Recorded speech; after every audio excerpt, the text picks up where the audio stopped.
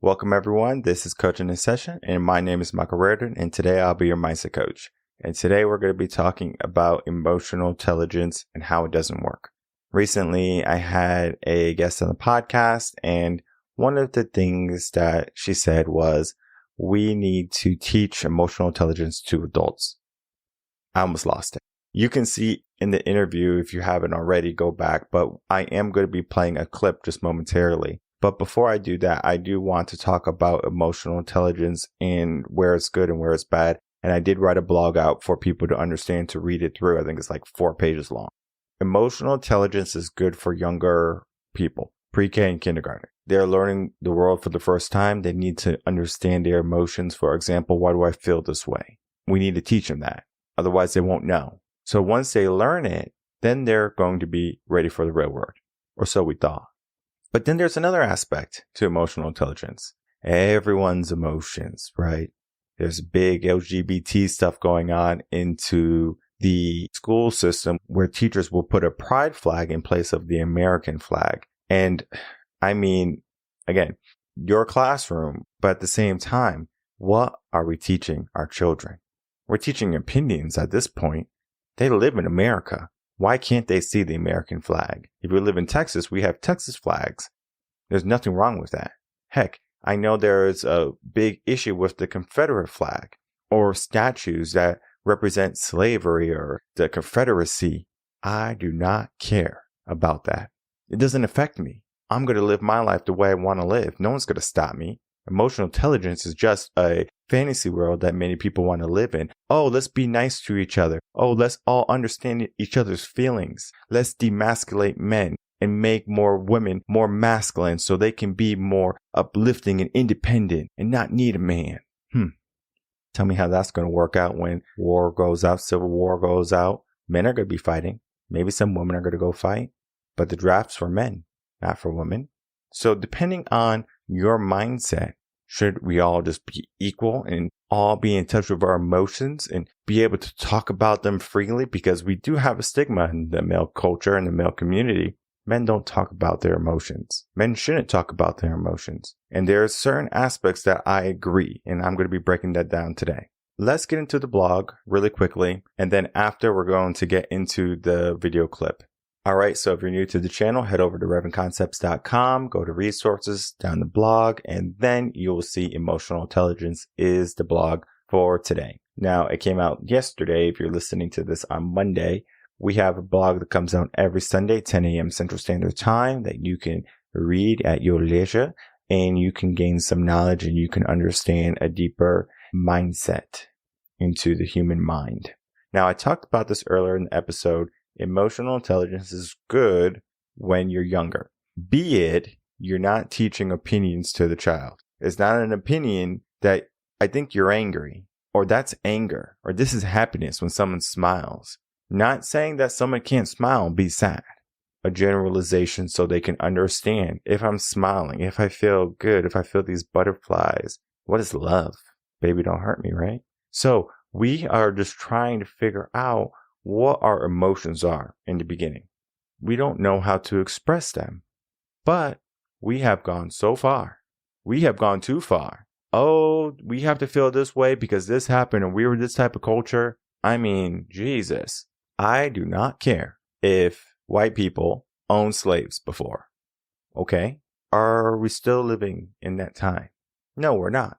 So why are we so fixated on the past? Why are we so fixated on our past traumas that we can't heal from them? It's because we are weak. People are weak. They have a weak mindset, and that's why they need emotional intelligence. That's why they feel like, oh, we need to be emotionally intelligent and understand people's emotions and feelings. And I'm getting fired up here because people are weak today and they need a wake-up call. And the wake-up call is not violence or anything. I don't promote violence, but they need a shift in their mindset.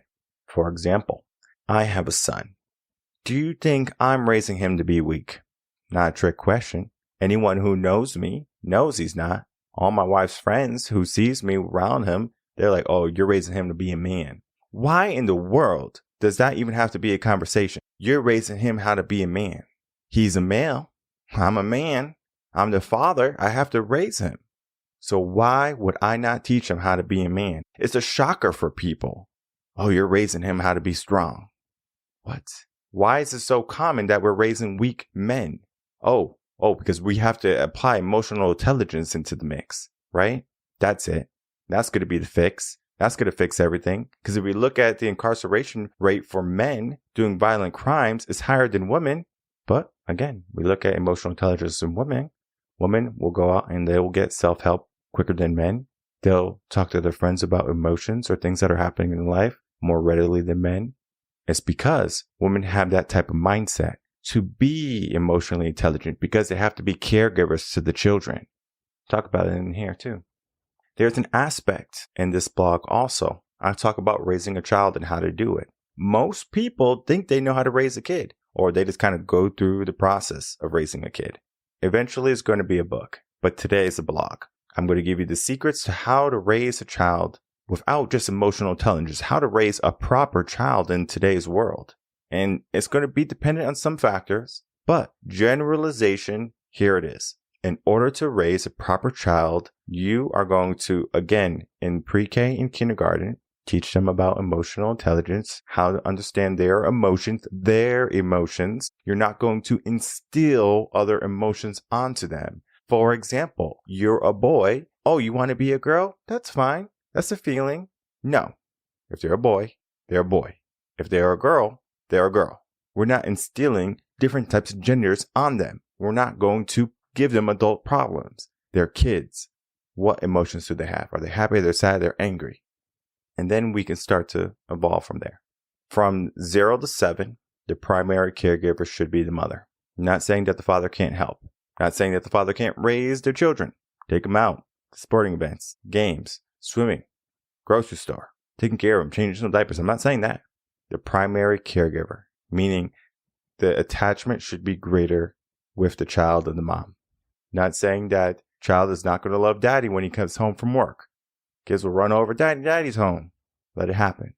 But if something goes wrong, they scrape their knee, they get hurt. I want mommy. But if they're scared, they want daddy. Why? Protector and provider. We have our roles. So then, from 7 to around preteen, the father takes over, teaching them the way of the world, how to be tough. Sometimes it can happen a little bit earlier, around 5 and 6, it can even happen. But I've seen that around 7 to around preteens, the father should take over, teach them how to be in the real world. Not saying that the father shouldn't have been doing it during the process of growing up, 2, 3, 4, 5. He should have been doing that there, but there's a difference in it, and we're going to be breaking that down in just a moment too. Then after the teen years is co-parenting, so both parents work together. And then after, real world. Go get a mentor, go get a coach. That's the way it is. I encourage everyone who believes emotional intelligence is the key or the factor or the de facto method to cure all the problems in the world to read this blog, because you're going to be in a world of an awakening, because you're going to realize how incorrect you are about emotional intelligence. It is not the answer. So if you're looking for the answer, read this blog. So yeah, I get fired up, right? I get fired up when people tell me incorrect stuff. Yes, I'm sure you have your own experience in your gender or your fantasy world. Cool. I live in the real world. I'm about getting real results. I look at what is going to be the cause and the effect of what we do. I have seen what happens in the school. I have seen kids go from kindergarten all the way up and how they turn out and why they turned out that way. I'm not saying I know all the answers, but I'm saying I've seen enough to at least know what direction we should be going in right now. So I'm going to do a reaction video now on a recent video that already aired last Friday about the emotional intelligence aspect of it. I don't think I lost it in the video because I'm typically pretty cool and calm and collective. So it's just like cool. But then I was like, after I was like fired up, I was like, ooh, I'm talking about this because this is an issue. This is a problem for especially coaches who think that emotional intelligence is what needs to be preached, right? And we have Mindset OD coming up. We're going to be talking about that in just a minute too. But let's get into that reaction video of what that clip was, where we were talking about oh, emotional intelligence needs to be taught. No, it doesn't.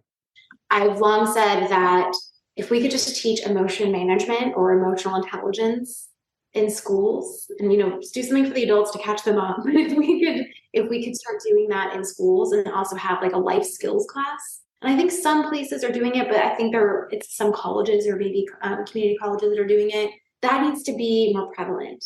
All right. So in that clip, as you can see, right, trying to force emotional intelligence as the remedy for some of the ailments we are having as adults. Emotional intelligence is not it.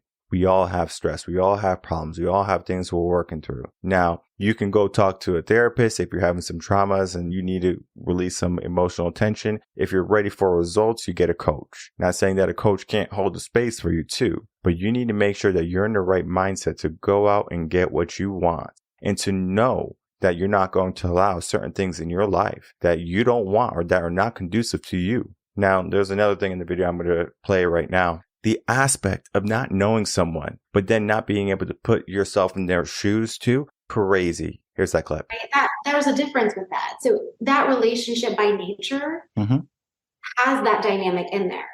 Your best friend doesn't necessarily have that mentor coaching aspect built into that relationship, right? It is assumed that I'm going to go to my coach or my mentor or my trainer and say, here's the problem. They're going to be like, all right, let me help you solve it or whatever. Your different personal relationships may not have established that. And so it could come out of nowhere, right? It's unexpected. There's also a difference between somebody bringing it up to you and you just bringing it up with them.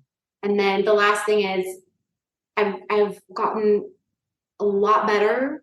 I dare even say pretty good at asking somebody when they just start going, do you want a solution right now or are you venting? Like, I have thoughts. Do you want them or do you just want to talk? I'm here either way. What do you want? Because I'm a coach. Like, I'll go. I'll do it. But as a coach, I've learned to apply that to my personal relationships, and things have been so much better because of that. Because sometimes people just want to be heard.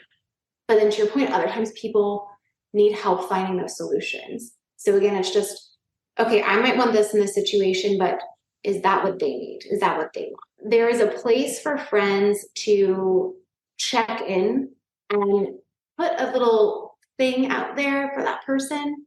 But I think you really need to be mindful of the difference between how you would want someone to approach you and how that person wants to be approached, especially if it's something other than, here's your day-to-day, like, hey, I think you're not you don't seem like yourself. Like, you don't seem as energetic. If it comes off combative, even though you think it doesn't, it could seriously push back any progress that person might be making that you cannot see. And so it's really important for people to understand that sometimes even the check-in can come off as unsolicited advice, and it's going to cause a shutdown. So really just showing up, being there, asking the questions like, hey, how you doing? How are things? Tell me a little bit more about that. How might I be able to help? Well, you know what? I'm here to help. Let me know. And you just being that constant presence is a way to indirectly kind of raise it. And sometimes the indirect is actually the better approach. It's the more effective approach. Well, let's let's make it personal for a second then. For example, I'm married. If my wife is doing something that is, let's say she's drinking a lot more, going out gambling, not taking care of the kids, things like that, should I bring it up to her or should I just allow her to keep doing it and then ask her, do you want to talk about it or not talk about it? I don't know. I don't know her. But do you know your husband? Right. So if you're married, for example, if you're married and you have that relationship and he's going out, he's drinking and gambling and he's coming home stressed and maybe smelling like perfume, do you bring it up to him? Oh, absolutely. Okay. But so I think in that relationship, it's, a marital relationship, everybody's marriage is different, but in mine, right? Those kind of conversations are integral, are vital to the health and longevity of that relationship. What I was saying was that if my best friend just randomly came up to me and was like, Rachel, you're performing like shit lately. Like, what is up with you? I realize that life is hard, but you need to do better. I would not be friends with that person anymore. That's what I was responding to, right? Like Right. that conversation can be had another way that is more helpful. And even if I had a mentor and they came up and they were like, your work is pretty shitty. Sorry, your dog just died, but step it up. You can do better. I would probably not work with that person anymore. And the aspect, though, of what I was saying is a best friend, right? Someone who has made it to that level, right? You have acquaintances, you have friends, and then you have the best friend, right? That best friend should be someone who's held to a higher regard than just your typical friend. So you can put yourself in someone else's shoes, all right? Yeah, you might not know someone, but in your situation, what would you do? And then to even say that people hold people at a different regard, you don't make it the best friend status, just being friends, right? I remember when I was talking to my wife after the recording, I said, can you believe she said, I don't know your wife? And I was just set back. I'm like, oh man, like this is going to be crazy. But then I shifted to her and then it was kind of like, oh, well, if it's my relationship, it's different, right? Your relationship is different, right? Oh, if it's my marriage, then yeah, like I have to talk about it. But if it's my marriage, I don't know your situation. You can't give generalized help, but you're a coach. You're a coach and you can't give generalized help. So if someone says, well, if my wife is doing this, you can't say anything. Well, I don't know your wife. Is that what you could say to your client? Okay. You wouldn't want to be friends with someone who tells you the truth that you need to fix something. I told my wife the same thing. And she was like, what? You wouldn't want your person, your partner to tell you the truth and be honest with you? That's crazy. Live in a crazy world. To think that our partner should hold their tongue, that our best friend can't even tell us the truth, and that, oh, we don't want people around us that are going to make us feel a certain way. Oh, you need to ask permission if you want to give me advice about my life. My feelings. Weak and fragile people. You want someone to hold you accountable, right? And if you don't want your best friend to hold you accountable, they're just a friend. So I know a lot of people say, oh, I want to find my best friend and my partner, right? That's the conversation sometimes. I want to find my best friend and my partner. Would you not want your partner or your best friend and your partner to tell you when you're not showing up in your day, to tell you that you can be more, to tell you, to push you, to help you realize where you're slacking? If I'm slacking, you let me know. I'm going to show up. I don't want someone who's just going to say, well, like everything's going good or not going that great, but, I'm not going to say anything because I don't want anything to happen. You're going to be unhappy the rest of your life. That is insane. Why in the world would you live a life and not tell people that you want some changes made or that you would like to see something different? There's nothing wrong with being communicators in a relationship. You're not going to go to a restaurant, sit down, and they give you a fish meal and you don't eat fish or you don't like fish. You're going to go sit down. You're going to order the food that you want, and then you're going to get the food that you want. But they didn't cook it right. They sent me the wrong dish. Oh, it's okay. Oh, it's okay. No, it's not okay. In life, we get to demand for things, and it's not entitlement. It's that we know we can get certain things. We can get success. We can get happiness. We can get fulfillment. We can get anything that we put our mind to. It's not, oh, we're going to keep on clapping and wait for our turn. BS. Go out and get it. And for the people who are sitting there clapping like seals, waiting for their turn, they're going to be waiting for the rest of their life until it's their time to step into the grave. And I get fired up here because we have so much potential and we don't tap into it. We have so many conversations that reinforce a bad way of thinking, a bad mindset, a bad direction. It gives us bad direction. We need to start getting into the right direction, and we need to start having conversations that are not going to put a Band-Aid over a deep wound. We're not trying to cover up our problems and just saying, oh, things are going to get better or this is going to be the fix. It is not the fix. If you get shot, you go to the hospital and you get surgery, you get plugged up. You're not going to put a Band-Aid on it. That doesn't make sense. Emotional intelligence is just a Band-Aid. It's just a way, oh, this is what we need. No, this is not what we need. It's what kids need in order to understand their emotions, but they don't need it mixed with woke culture. And let me make one thing straight. Emotional intelligence is not the same as emotional regulation. That means if you're a man, for example, you are going to want to control your emotions. Woman, if you want to control your emotions, cool. If not, whatever, right? But for a man who has the ability to cause some serious harm should know how to regulate his emotions, because that type of destruction is only going to lead to regret for that man. We can take action when we have to protect, when we have to provide, when we have to show up. But if we take action for a reason being because of emotion, because we couldn't control our emotion, that's not emotional intelligence. That's emotional regulation. That man was not able to regulate his emotion. Telling a man to be emotionally intelligent is for him to understand his emotions and then to be able to talk about them, to talk through them. Not saying that talking through your emotion doesn't help, but for the majority of people, especially men who go to therapists, they believe it's a waste of time. They want action. Men don't want to just sit around and do nothing and talk about their feelings. They want to show up. Give me a mission. Give me some directive. That's why young boys need to be active, so they can release all of their energy so it's not pent up. Think of a dog, for example, but not saying that men are dogs. It's just that if you have a dog and you don't run them like a German Shepherd, they're going to become destructive. They're going to tear your whole house apart if you don't run them, if you don't exercise them, if they don't get that release. So we need to get our release somehow. Most men who are strong, masculine go-getters, they get the release every single day. They put in a hard day work.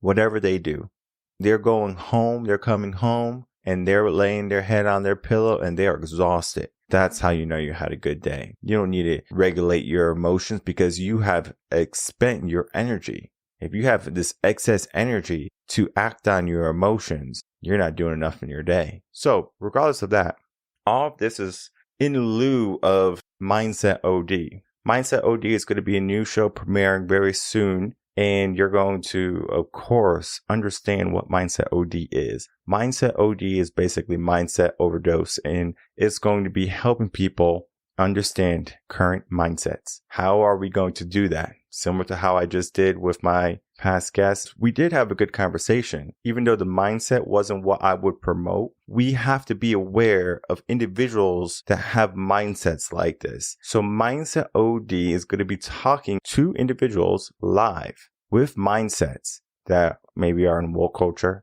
maybe are not congruent to success, maybe have some discrepancies in what they say and what they do. What mindset is the totality of who we are and who we will become. Mindset can shift and will shift, and we need to be able to shift with it. But if we shift with it, is that shift going to bring everything over that we were working for in the right direction? Sometimes people think, oh, I'm going to shift this, and then everything else goes along. Emotional intelligence, people think, oh, I'm going to shift. Emotional intelligence, put this here, and everything shifts in the proper manner. Because right now, if we look at culture, we look at men and women, the difference. Men are more feminine than ever. Kids are more gay than ever. Women are more masculine than ever. We are living in a weird time. Mindset OD is going to be showing you just how weird of a world we're living in. Also, not only breaking down and dissecting apart different types of mindsets and conversations, but also giving you answers and solutions for your problems. That is the magic of Mindset OD. I want you live in session with me. I want to talk to you. I want to hear what you have to say about the topics that I'm going to be talking about. We need to hear your mindset. And this is not an interview. It is not going to be conducted like coaching and session interview where I'm cordial. If you start going crazy, Papa might lose his cool too. Now, I'm not saying that I'm going to berate people, but at the same time, the hard truth is the hard truth. Coaching in Session is a politically correct podcast. Mindset OD is the hard truth. Do not join Mindset OD if you don't want to hear the truth. That's just the way it's going to be. I want to hear your truth, and I'm going to tell you the answer. Now, the answer might not be your answer, or it might not be your truth, but guess what happens? If we tell ourselves a lie long enough, it becomes our truth. And so many people are living in a lie. And that is why emotional intelligence is not the answer, because it's a lie that people have believed. Just like woke culture, eventually it's going to come to an end. All the people who were a part of it are going to realize that they were deceived. So do not live in deception. Do not listen to these false ideations of this grandiose place where people can be equal and everyone can be happy. Equality is already there. You just want to make it a deal. When the deal's already there, no one cares who you are as a person. You go out in the world, no one cares about you. You think people care about you, and you feel entitled that people should care about you. I go out to a restaurant, or I go out to a grocery store, or if I go out to a clothing store, the workers are saying, "Hey, sir, how are you doing?" That's their job. But the person who is over in the next aisle, they're worried about their own business. They're not worried about my business. Now, if you're a public figure, yeah, they might want to get a picture. They might, might want to get an autograph or something. Cool. But after that, they're on their own. They part ways. You part ways. You're not going to go home together just because you met in the grocery store or at the store. Go your path. What path do you want to be on? What path is going to lead you to the destination that you want to be in? Maybe it is emotional intelligence. I don't know how many people want to go down dead-end streets and find out that they went the wrong way. But if they want to do, this is the answer. So figure it out for yourself. My advice is to make sure that you're on a path that's going to be conducive to your success, because then your success can lead to other people's successes. It's the same aspect as filling up your cup first. Make sure that you're in a place or that you're in a position to thrive, to survive, and then you can worry about the rest of the world. It's not me first and them later. It's that you can help so much more people when your focus is on the truth, and the truth is you. What can you accomplish? My name is Michael Rearden. I'm a mindset coach. If you have any questions, you can email me, coachinginsession@gmail.com. And I will see everyone on the next episode of Coaching in Session. Until then, everyone, take care.